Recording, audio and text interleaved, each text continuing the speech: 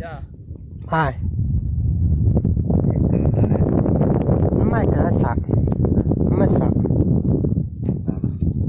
Sẵn như mà nhớ sẵn.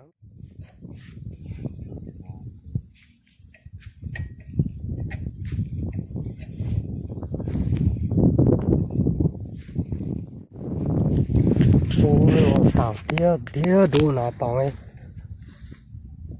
như hà lao rồi nè viên nhắm bữa ô hà lao tao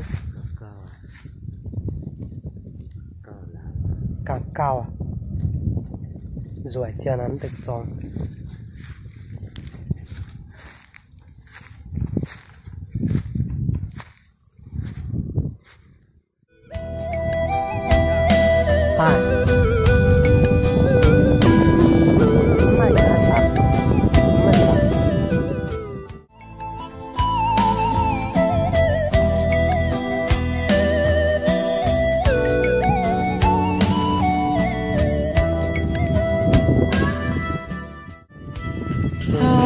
nửa đi em lỡ ngày kia sông cạn đã mòn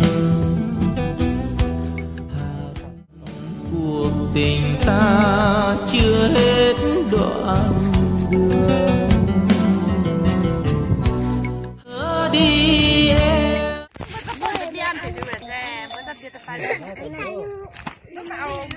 Sao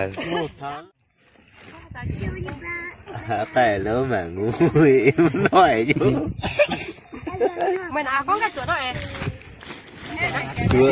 chuột lưu tên là chuột lưu ạ nani xí hồ chuột nhau gặp tôi bún mà đủ áp óc ta ham nó chờ chẹt siêu mình nó còn dễ bự bún trái anh làm ra nhàn tu là những cái đồng bang với nùng đào con nùng đá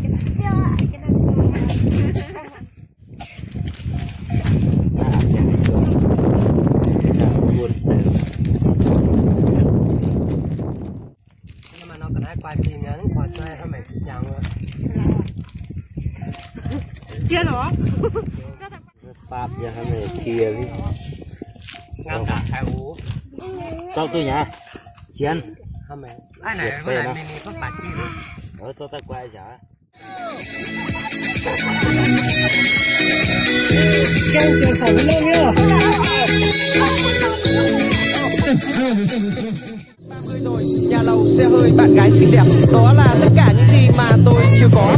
Và hôm nay tôi muốn giới thiệu tới các bạn một người anh em của tôi. Người anh em thì không cùng cha nhưng được cái là khác mẹ, thậm chí là khác cả con mẹ luôn. Có thể nói là rất theo kiểu lần này người ấy lo. Tuy không sinh cùng năm, cùng tháng, cùng ngày nhưng nguyện sống cùng ngày, cùng tháng, cùng năm. Đó chính là Hoàng Nam, chàng trai khắc lên bia, ý lộn viết lên cây.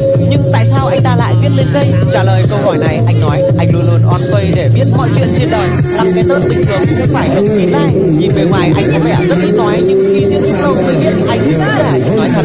Anh chia sẻ một chiếc trước sau thế mới bền. Hôm nay tai nghèo biết đâu mai sau vẫn thế. Con người tôi tuy không đáng yêu nhưng nếu để yêu thì vẫn chẳng. Vậy nên anh rất được lòng cả con lối xóm. Mọi người thường nhận xét ở nhà cháu nó ngoan lắm, vẫn rất giống những con người thường được nêu lên trên báo.